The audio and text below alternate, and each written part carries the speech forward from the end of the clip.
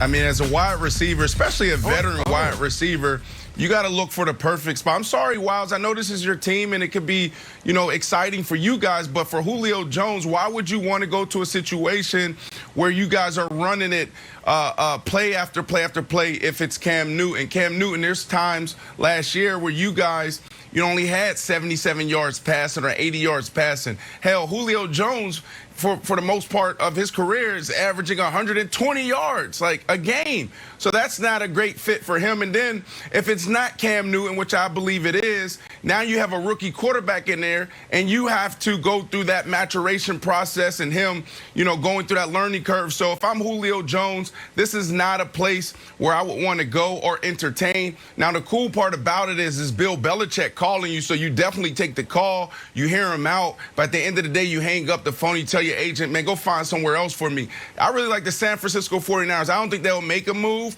but I love that type of offense for Julio Jones. He had Coach Shanahan before, and he went straight off. So I'm looking for a place for Julio Jones that have a quarterback, and they also give him an opportunity to win the championship. What else is there left for Julio Jones to do? He's done everything as an individual. Now it's time for him to go out there and win a championship, but he needs to be put in a situation where he can still impact the game. What does that mean? What's going to happen on first down? What's going to happen on third down? Third, 1 and 2. I need a quarterback that's going to look out there, see one-on-one coverage, and get me in the right route. Red zone. Julio Jones for years been getting crushed for not being able to put up huge numbers in the red zone. So I need an offensive coordinator. I need a quarterback that's going to put me in the right spot when I get to the red zone so I can impact the game that way. We're talking about 10-plus touchdowns, and this is not the right spot. I'm sorry, KW, but the Patriots is not a great landing spot for Julio. Well, so here's the thing. I'm not as certain as Brandon that the Patriots offense next year is going to look like the Patriots offense from last year, because they seem to change it up depending on personnel. And obviously last year they had a quarterback that was, to me, pretty clearly injured and no real weapons. And even though they made some major investments this offseason, their wide receiver depth chart still goes Nelson Aguilar, Kendrick Bourne, Jacoby Myers. So they obviously could use a true number one. But I agree with Brandon otherwise in this regard.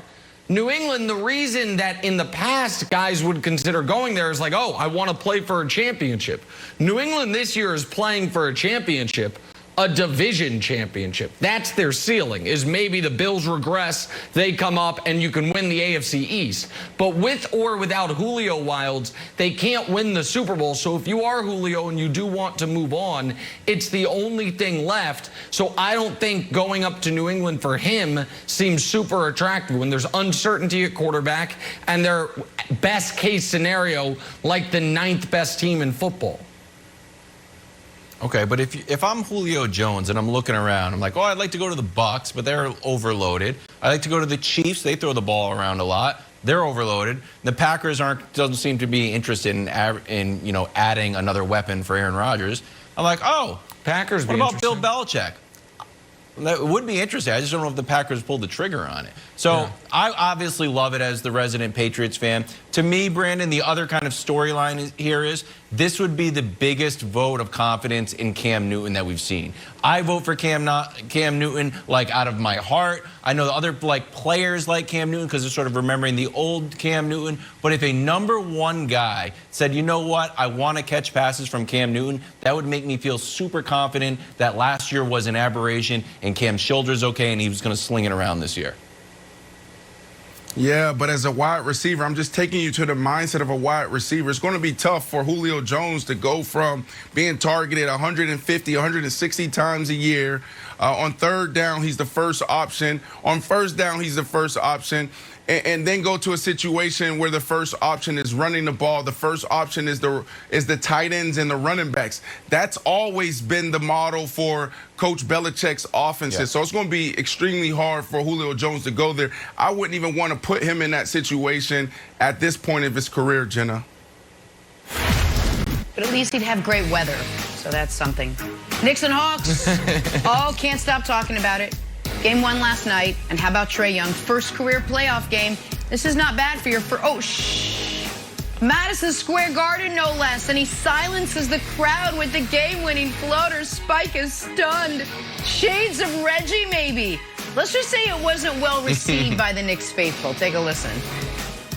I mean, when you're, in the zone and everybody's chanting F you, I don't know if any of y'all had that, but I've had it a couple times. I had it in college, and I had it again tonight. So, I mean, it got real quiet at the end. And for me, I wanted to hear those F you chants again. I loved it. I watched every minute of this. I used to watch Reggie I absolutely love the narrative that's building. But, Nick, what do you make of Trae playing the villain in Game 1 at the Garden? Oh, listen, if people haven't watched the Hawks, I just want Knicks fans to understand something. I'm sure they do understand it after last night. You are going to hate him. And it's not because he told the crowd to be quiet. It's because he plays an infuriating brand of basketball. It's effective, and he's excellent, but his stop-start drawing fouls, if the refs, to me, this is the series that's going to be most determined by the officials. And you saw late in the game, they were giving him the calls, and he got to the line, which is what set up the Hawks to be in position to win it on the end.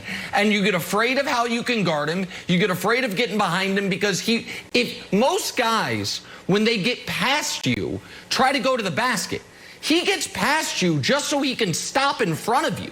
He gets past you and then immediately stops and jumps, so you run into him, and he goes to the free throw line. So he's going to talk trash, he's going to remind you of Reggie Miller, and he's going to have the added part, Wilds, of getting these foul calls. It's like a skinny, thin-haired James Harden, where you're like, oh my God, this guy's driving me nuts. And so I just think Knicks fans, if this series goes long, he is going to become the most hated opponent since Reggie. There's no doubt about it because of the style that he plays.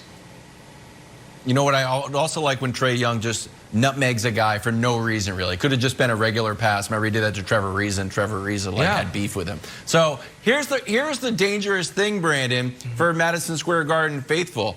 At the end of the day, fans can only talk. They can't guard me. You're like, well, that's a good point. Unless it would be a great promotion to have fans come out and try to guard Trae Young.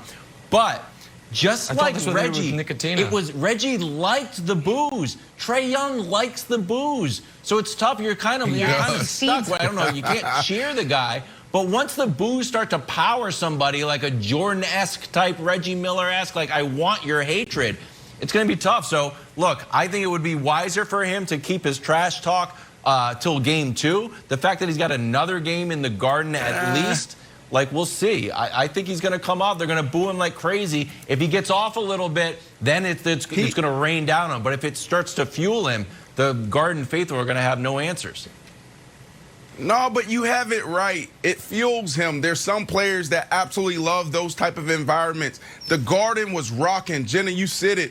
You know, that was a game where you can easily watch every single minute of it. You had Spike Lee standing on the sideline dancing because Quickly had big moments fighting to get his team back there. You know, D Rose hit some big shots. The game was phenomenal. But this kid, you know, he's bringing something to this series that we needed. On paper, it was a really good series, but it lacked the flash. It lacked the excitement. Now it does. So now everybody's going to be tuning in to see what's going on at the Garden or what's going on in Atlanta and what is Trae going to do. I mean, they were bickering back and forth all night. Quickly and him. Quickly was getting the best of him for you know, a quarter, right? And he was talking about he was too little. You know, so this was awesome to watch. I absolutely loved this. It was probably my favorite game to watch all weekend.